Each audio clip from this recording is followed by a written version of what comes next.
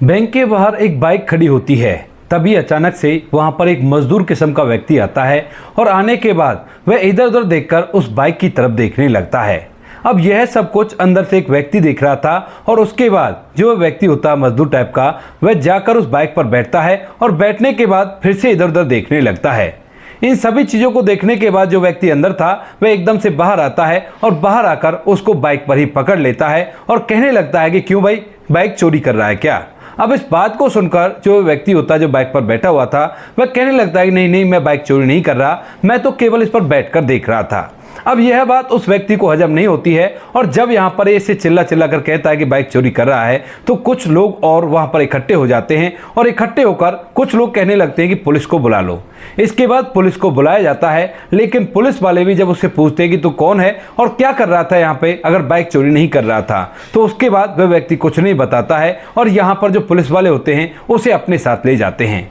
लेकिन उसके बाद एक ऐसा राज खुलता है जो पिछले 2 साल से पूरी तरह से दफन था। क्या था वह राज, पूरी सच्चाई के बारे में जानने के लिए वीडियो को अंत तक जरूर देखें। झारखंड के अंदर एक विकास नाम का लड़का होता है। विकास, जिसके घर में उसके माता पिता हैं, एक उसका बड़ा भाई है जिसकी शादी हो चुकी है और वह अच्छी तरह से अपने पत्नी और अपने बच्चों के साथ माता पिता के साथ गांव में ही रहा करता है। इधर जो विकास है वह भी शादी के योग्य हो जाता है और माता पिता अब उसकी शादी के लिए लड़की ढूंढने लगते हैं, क्योंकि विकास पास ही के शहर में एक कंपनी में काम किया करता था और अच्छी तरह से पैसा कमा रहा था। तो माता पिता सोचते हैं कि बच्चा सयाना भी हो गया है तो क्यों ना इसकी शादी करा दें। इसके बाद जो विकास होता है उसके लिए एक लड़की ढूंढी जाती है और ढूंढने से पास ही के गाँव की एक लड़की मिल जाती है, जिस लड़की का नाम होता है शीतल। अब शीतल देखने में काफी ज्यादा खूबसूरत थी और विकास जैसे शीतल को देखता है तो शादी के लिए हामी भर लेता है और उसके बाद दोनों परिवार वालों की सहमति से इन दोनों की धूमधाम और रीति रिवाजी के साथ शादी हो जाती है। शादी होने के बाद जो विकास होता है वह अपनी पत्नी को अपने घर में रखने लगता है, लेकिन कुछ दिनों बाद यहाँ पर जो उसकी पत्नी होती है वह शहर में रहने के लिए उससे कहने लगती है। तो विकास तो पहले से ही कंपनी में नौकरी किया करता था, तो इसके बाद एक दिन वह अपने माता पिता से पूछने लगता है कि अगर आप लोग कहो तो मैं शहर में रहने लगूं और वहीं पर मैं अपनी नौकरी को किया करूंगा तो कोई भी परेशानी नहीं होगी। अब इस बात को सुनकर जो माता पिता होते हैं वो पहले तो बेटे से मना करते हैं, लेकिन जब बेटा बार बार आग्रह करता है तो उसके बाद वो कहते हैं कि ठीक है बेटा, तू आराम से शहर में रह ले और कोई भी दिक्कत नहीं है, और ऐसा करना वहां पर अपना घर ले लेना और उसी के अंदर अपने समय को व्यतीत करना। जो विकास होता माता पिता की सहमति से शहर में जाकर बस जाता है और कुछ सहारा उसके माता पिता लगाते हैं और कुछ पैसे उसने खुद से इकट्ठा कर रखे थे, तो उन पैसों से वह अपने लिए एक छोटा सा मकान लेता है जिसके अंदर अपनी पत्नी को रखने लगता है। विकास सुबह सुबह नौकरी जाया करता, शाम को नौकरी से लौटा करता। यहाँ पर उसकी पत्नी अच्छी तरह से घर के अंदर रहती है और दोनों पति पत्नी में बहुत ही अच्छा प्यार था। लेकिन तभी अचानक से जब एक दिन विकास शाम के समय ड्यूटी से लौटता है तो उसके बाद उसकी पत्नी उसे खुशखबरी देती है, जिसे सुनने के बाद विकास के पैर जमीन पर नहीं टिकते हैं, क्योंकि उसकी पत्नी ने बताया था कि वह गर्भवती है और कुछ दिनों में उनके घर में एक नन्हा मेहमान आने वाला है।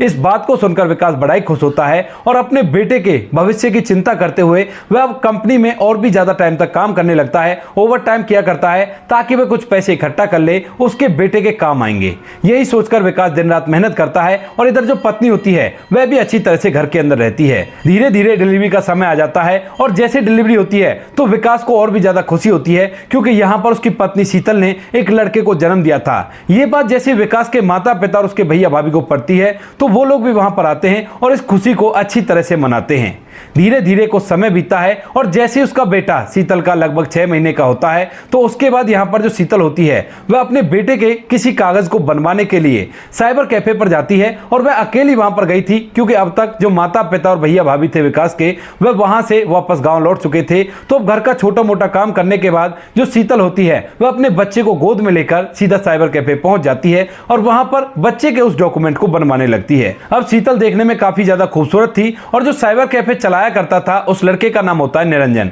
अब निरंजन जैसे शीतल को देखता है तो उसके तरफ अजब नगाहों से देखने लगता है और वह बहुत कुछ उसके बारे में सोचने लगता है। शीतल भी निरंजन को देख रही थी और देखने के बाद यहाँ पर जो निरंजन होता है वह उसके काम में थोड़ी सी त्रुटि छोड़ देता है और कहता है कि अगर कोई परेशानी हो तो आप कल आ जाना और कोई भी दिक्कत नहीं है। इसके बाद यहाँ पर जो शीतल होती है वह वहां से फिलहाल तो लौट जाती है, लेकिन जैसे शाम को आकर विकास को उस कागज को दिखाती है तो उसमें एक नाम मिस्टेक था और उसके बाद वह कहने लगता है शीतल से कि यह नाम तो इसने गलत लिख दिया और अब इसका क्या होगा। लेकिन तभी यहाँ पर जो शीतल होती है वो कहने लगती है कि कोई बात नहीं, उसने कहा था कि अगर ऐसी कोई परेशानी हो तो आप वापस से आ जाना और मैं इसे ठीक कर दूंगा। इसके बाद पति कहता है कि ठीक है कोई बात नहीं, तुम कल चली जाना और कल इसे ठीक ठीक करवा कर ले आना। इसके बाद यहाँ पर जो शीतल होती है वह दोबारा से उस कैफे पर जाती है और वहां पर जाकर उसे बताने लगती है कि ये कमी है और आपको इसे ठीक करना होगा। यहाँ पर जो निरंजन होता है वह उस कमी को ठीक कर देता है और इसके बाद शीतल वहां से जाने लगती है। लेकिन जैसे शीतल दुकान से निकलने वाली होती है तो उसी दौरान निरंजन कहने लगता है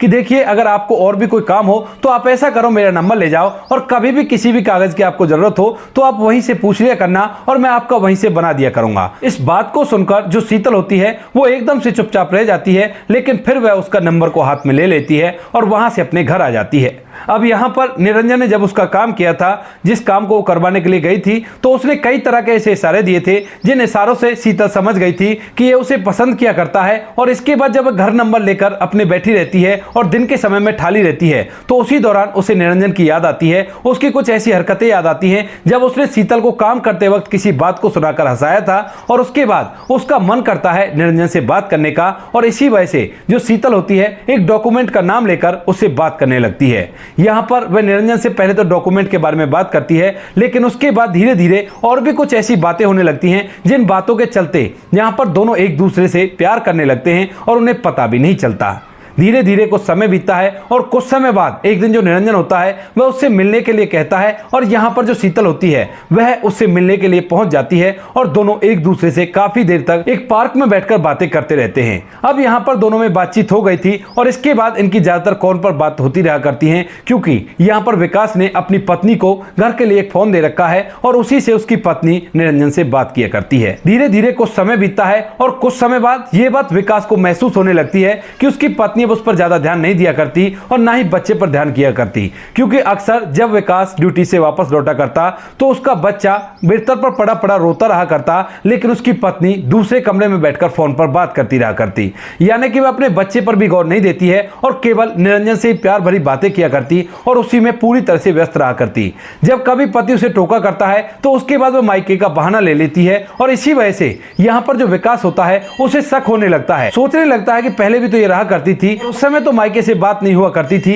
लेकिन ऐसे कैसे मायके वाले हो गए जो बच्चे की रोने की आवाज को सुनकर भी इससे फोन से बात करने से मना नहीं कर रहे। यही बात उसके दिमाग में बैठ जाती है और इसके बाद जो विकास होता है वह एकदम अचानक से अपने साले के पास फोन करता है और उससे पूछने लगता है हलचल के बारे में और पूछता है कि तुम्हारी बहन का फोन कब का आया है। तो यहाँ पर जो साला होता है उसके पास एक ही फोन था और उसी फोन से उसके माता पिता बात किया करते थे। वो कहता है कि दीदी का फोन तो काफी दिन हो गए हैं, लगता है बच्चा होने के बाद वह हमें पूरी तरह से भूल ही गई है। अब इस बात को सुनकर विकास के पैरों तले से जमीन खिसक जाती है और उसे अपना शक और भी ज्यादा गहराता हुआ दिखाई देता है। यहाँ पर जो विकास होता है अब वह इस बात की तह तक जाता है और तह तक जाने के बाद वह धीरे धीरे इस बात के बारे में पता चला लेता है कि उसकी जो पत्नी है वह साइबर कैफे वाले निरंजन नाम के व्यक्ति से बात किया करती है। और इस बात को देखकर वह बहुत ही गहन सोच विचार में पड़ जाता है और सोचने लगता है कि अब मुझे क्या करना चाहिए। काफी देर तक वह इसी बात के बारे में सोचता रहता है और सोचते सोचते अचानक से उसके दिमाग में ख्याल आता है कि इस बारे में अपनी पत्नी को कहता हूं कि वो मान जाए, क्योंकि हमारा घर पूरी तरह से उजड़ जाएगा।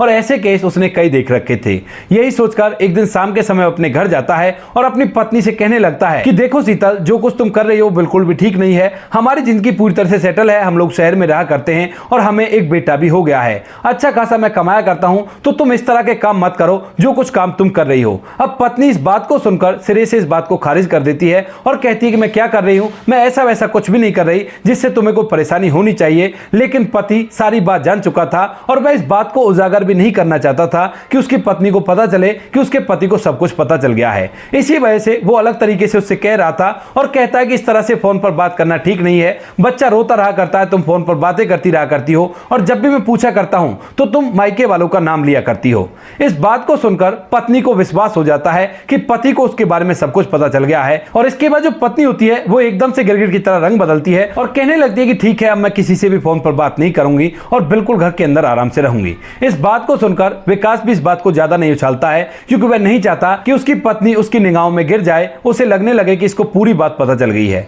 इसी वजह से वो चुपचाप रहता है। लेकिन आज रात के समय जैसे वो आराम कर रहा था तो उसी दौरान रात में अचानक से उसकी आंखें खुलती हैं तो वह देखता है कि उसकी पत्नी बिस्तर में नहीं है और इसके बाद वह अपनी पत्नी को घर में ढूंढने लगता है। तो जो पत्नी होती है बाहर आंगन में एक खम्भे के सहारे से बैठी हुई थी और फोन पर बात कर रही थी। फोन पर दूसरी दूसरी ओर उसका प्रेमी था और वह प्रेमी से कहने लगती है कि मेरे पति को सब कुछ पता चल गया है और अब क्या होगा, मैं तुम्हारे बिना बिल्कुल भी नहीं रह सकती, तो अब मुझे क्या करना चाहिए। तो जो उसका प्रेमी होता है वह उधर से कुछ ना कुछ कहता है और इधर जो शीतल होती है वह फोन पर ही कहने लगती है कि ठीक है, जैसा तुम कह रहे हो मैं वैसा ही कर दूंगी और उसके बाद हम दोनों एक साथ अपना समय बिताएंगे। अब यह बात सुनकर यहाँ पर जो पति होता है उसके पैरों तले से जमीन खिसक गई थी और उसे पता चल गया था कि अब उसके साथ कुछ ना कुछ गलत होने वाला है और इसी वजह से वह चुपचाप जाकर बिस्तर पर लेट जाता है। लेकिन पूरी रात भर उसे नींद नहीं आई थी और यहाँ पर जैसे ही वो बिस्तर पर लेटा होता है तो थोड़ी देर बाद उसकी पत्नी वहां पर आकर लेट जाती है और उसके बाद एकदम से वो जगने का नाटक करता है। और जब पत्नी पूछती है कि तुम्हें नींद नहीं आ रही क्या, तो पति कहता है कि हाँ यार, पता नहीं जन क्या हो गया और मुझे नींद नहीं आ रही है। पूरी रात भर वह बिस्तर पर पड़ा पड़ा इसी बात के बारे में सोचता रहता है और दूसरे दिन सुबह सुबह जैसे ही वो कंपनी के लिए निकलता है तो उसके बाद से वह कभी भी अपने घर में नहीं आता। और यहाँ पर जब वह घर में नहीं आता है तो उसके बाद पत्नी उसके माता पिता के पास फोन करती है, पुलिस में भी कंप्लेंट लगाती है, लेकिन यहाँ पर उसका कोई भी अता पता नहीं होता है। दरअसल यहाँ पर जो विकास होता है वो उसने अपने घर को छोड़ने का फैसला किया था। उसने सोचा था कि अगर यहाँ पे रहा तो मेरे साथ कुछ भी हो सकता है और अगर मैंने इस पत्नी के खिलाफ कुछ भी किया तो ये कानून है वो महिलाओं की ज्यादा माना करता है और मेरी एक नहीं चलेगी और मेरे पूरे परिवार को इसकी वजह से बहुत कुछ भुगतना पड़ सकता है। तो इससे अच्छा मैं चुपचाप घर छोड़कर चला जाता हूं और इसे जिसके साथ रहना है ये आराम से रह लेगी और कोई भी परेशानी नहीं होगी। यही सोचकर जो विकास है वह घर छोड़कर चला गया था और होता भी ऐसा ही है दोस्तों। यहाँ पर जो पत्नी होती है कुछ दिनों तक तो अपने पति को ढूंढने का नाटक करती है, लेकिन उसके बाद अपने प्रेमी के साथ रंगरलियां मनाने लगती है और अच्छी तरह से उस घर के अंदर रहने लगती है। क्योंकि अब इसका एक बेटा हो गया था तो यहाँ पर घर वाले भी उससे एक आध दो बार कहते हैं कि बेटी घर चल, लेकिन शीतल उनसे साफ साफ बोल देती है कि अब मैं कंपनी में काम करूंगी और अपने बेटे का भरण पोषण यहीं पे कर लूंगी और मैं गांव में बिल्कुल भी नहीं रह सकती। तो माता पिता उसको सहारा देते हैं, कहते हैं कि कोई बात नहीं, अगर कभी भी तुम्हें पैसों की जरूरत हो तो एक बार फोन कर दिया करना और हम लोग अच्छी तरह से तुम्हारी देखरेख कर लेंगे। इस बात को कहकर माता पिता वहां से चले जाते हैं और शीतल अपने प्रेमी के साथ अब खुलेआम उस घर के अंदर रहने लगती है। लेकिन जैसे ही यहाँ पर पति को जाए हुए 6 महीने बीतते हैं तो 6 महीने बाद जो उसका प्रेमी होता है कहीं ना कहीं से उसकी पत्नी को यह बात पता चल जाती है और उसके बाद वह सीधा शीतल के घर में आकर उन्हें रंगे हाथों पकड़ लेती है और इसके बाद अपने पति को भी पिटाई लगाती है और साथ में शीतल को भी पिटाई लगाने लगती है। क्योंकि उसके साथ उसके भाई थे, उसके भाई तो उसके पति को पिटाई लगाते हैं और यहाँ पर शीतल को वो खुद पीटने लगती है, काफी बुरी तरह से उस पर पिटाई लगाती है और पिटाई लगाने के बाद वो उसे वार्निंग देती है, कहती है कि खबरदार अगर तुमने मेरे पति के पास एक बार भी फोन किया तो फिर देख लेना तुम्हारे साथ क्या होता है। ऐसा कहकर वो उसे धमका देती है और इसके बाद यहाँ पर जो शीतल होती है जब उसे पिटाई लग जाती है तो उसे महसूस होता है कि उसने बहुत ही गलत किया है और उसे ऐसा बिल्कुल भी नहीं करना चाहिए था। इसके बाद जो शीतल होती है वह अकेली उस घर के अंदर रहने लगती है और खुद काम करके अपना गुजारा करने लगती है, क्योंकि अब तक वह काम करने का केवल ड्रामा कर रही थी। असलियत में जो निरंजन होता है उसे कुछ पैसे दे दिया करता, जिन पैसों से उसके घर का खर्च चल जाता है और वो लोग मस्ती के साथ जीवन व्यतीत कर रहे थे। अब यहाँ पर शीतल को कंपनियों में काम करना पड़ता है और कुछ ही दिनों में उसकी अकल ठिकाने आ जाती है और वह अपने सास ससुर से फोन करके उनके पास रहने का फैसला करती है। यहाँ पर इस घर को जो सास ससुर होते हैं वो किराए पर चढ़ा देते हैं और यहाँ पर जो शीतल होती है वह अपने बच्चे के साथ अपने ससुराल में रहने लगती है। धीरे धीरे इन बातों को लगभग 2 साल बीत जाते हैं और 2 साल बाद अचानक से एक दिन यहाँ पर जो गांव का मुखिया होता है उसके पास किसी का फोन आता है और वह भागा दौड़ा यहाँ पर विकास के गांव वाले घर में आता है और वहां पर आकर उन्हें विकास के बारे में बताता है। अब जैसे उन्हें विकास के बारे में पता चलता है तो माता पिता की आंखों में आंसू आ जाते हैं, क्योंकि पिछले 2 साल से उन्होंने अपने बेटे को देखा नहीं था और अचानक से गांव का प्रधान आकर बता रहा है कि उनका बेटा मिल गया है और आप लोगों को वहां पर चलना होगा। दरअसल जो विकास होता है वह यहां से जाकर उत्तर प्रदेश के लखनऊ में रहने लगा था और वहां पर मेहनत मजदूरी करके अपना काम किया करता था, लेकिन बार बार उसे माता पिता और घर वालों की याद आया करती थी। लेकिन फिर भी वह घर वालों की भलाई के लिए उनसे दूर रहता है और मन ही मन बहुत गहन सोच विचार करता है। तो उसी वजह से उसकी दिमाग की हालत भी थोड़ी सी खराब हो गई थी, लेकिन वह इतना जानता था कि वह कहां का रहने वाला है और कौन है और मेहनत करके उसे खाना कमाना है। वह मजदूरी पर जाया करता और एक दिन मजदूरी पर जाते वक्त उसे रास्ते में एक मोटरसाइकिल दिखाई देती है और विकास उस मोटरसाइकिल को देखकर अपने उन दिनों में खो जाता है जब वह पढ़ाई किया करता था और माता पिता से जिद करके उसने एक बाइक खरीदी थी और उस बाइक को इधर उधर घुमाया करता था। क्योंकि 2 साल से वह अकेला रह रहा है तो इसके बाद वह इधर उधर देखकर उस बाइक पर चढ़ जाता है और जब बैंक के अंदर से एक व्यक्ति उसे ऐसा करते हुए देखता है तो उसके बाद वह बाहर आकर उसे पकड़ लेता है और यहां पर उसे चोर समझने लगता है। कुछ लोग वहां पर इकट्ठा हो जाते हैं और लोगों की मदद से पुलिस को बुलाया जाता है, क्योंकि जब लोग उससे पूछ रहे थे कि तुम कौन हो, कहां के रहने वाले हो, तो वो तरह तरह की बातें बदल रहा था और बार बार अपना एड्रेस गलत बता रहा था। तो व्यक्तियों को लगने लगता है कि ये चोर है, तो इसी वजह से पुलिस को बुलाया जाता है और जब पुलिस उससे पूछती है तो वह पुलिस वालों को भी तरह तरह की अलग अलग बातें बताता है। इसके बाद जो पुलिस वाले होते हैं वो उसे अपने साथ बैठा कर ले जाते हैं और वहां पर जाने के बाद अच्छी तरह से उससे पूछताछ करते हैं। यहाँ पर जो विकास होता है अब वह पुलिस के सामने अपने असली गांव का नाम बता देता है और अपने माता पिता का नाम बता देता है। तो इसके बाद जो पुलिस वाला होता है वो सीधा उस गांव के सरपंच के पास फोन मिला देता है और उनसे पूछने लगता है क्या इस तरह से तुम्हारे वहां से कोई बंदा गायब हुआ था, जो 2 साल पहले गायब हुआ था, वह हमारे पास है और वह आपके गांव के फलाने व्यक्ति का बेटा अपने आप को बता रहा है। इस बात को सुनने के बाद जो सरपंच होता है वह हामी भरता है और कहता है कि हाँ, हमारे गांव का ही बच्चा गायब हो गया था, अगर वो आपके पास है तो आप उसे रोक के रखो, मैं उसके माता पिता को लाता हूं क्योंकि वो काफी ज्यादा परेशान रहा करते हैं। इसके बाद यहां पर जो सरपंच होता है उसके माता पिता को लेकर वहां पर पहुंच जाता है और जैसे ही माता पिता उससे पूछने लगते हैं बेटा तू यहां पर क्यों आ गया और क्या कारण था ऐसा, तो इसके बाद पहले तो वो कुछ भी नहीं बताता है, लेकिन तभी जो पुलिस वाले होते हैं वो उसे हौसला देने लगते हैं। कहते हैं कि क्या हुआ, कोई बात है तो उसे बता दो, अगर कोई वैसी बात है तो उसके लिए हम तो है ना यहां, हम तुम्हारा पूरा साथ देंगे। जब उसे पुलिस का साथ मिलता हुआ दिखाई देता है तो उसके बाद वह अपनी पत्नी की पूरी हकीकत पुलिस वाले और अपने घर वालों के सामने खोल देता है। और जब माता पिता ये बात सुनते हैं तो उन्हें बड़ी हैरानी होती है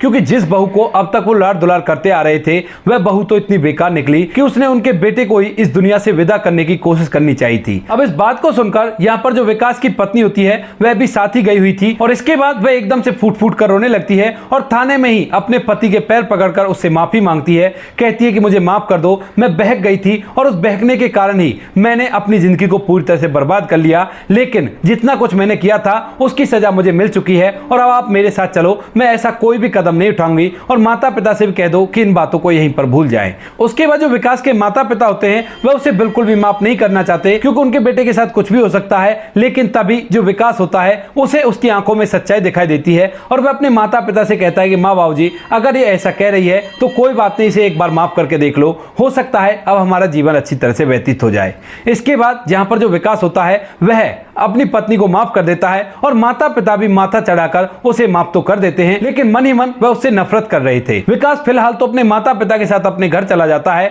और वहां पर जब परिवार के साथ रहता है तो कुछ ही दिनों में ठीक हो जाता है और अब सभी लोग मिलजुल कर एक साथ रहा करते हैं। जो पत्नी बहक गई थी वो अब घर का सारा काम किया करती है और अपने सास ससुर की अच्छी तरह से देखरेख किया करती है। तो दोस्तों ये थी आज की कहानी। आप क्या कहना चाहते हो इस कहानी के बारे में, आपकी जो भी राय कमेंट सेक्शन में लिख सकते हो, लोगों के साथ शेयर कर सकते हो। वीडियो अगर अच्छी लगे हो तो वीडियो को लाइक और चैनल को सब्सक्राइब जरूर करें ताकि हमें थोड़ा सा हौसला मिल सके आप लोगों के लिए ऐसी अच्छे वीडियो बनाने के लिए। इन कहानियों को सुनाने का उद्देश्य किसी को परेशान करना बिल्कुल भी नहीं है। ये कहानी आपको इसलिए सुनाई जाती है ताकि आप लोग इन कहानियों में से कुछ ना कुछ सीख सको और अपने जीवन में उस चीज को अप्लाई कर सको। मिलते हैं किसी नेक्स्ट वीडियो नए टॉपिक के साथ, तब तक के लिए जय हिंद, जय भारत,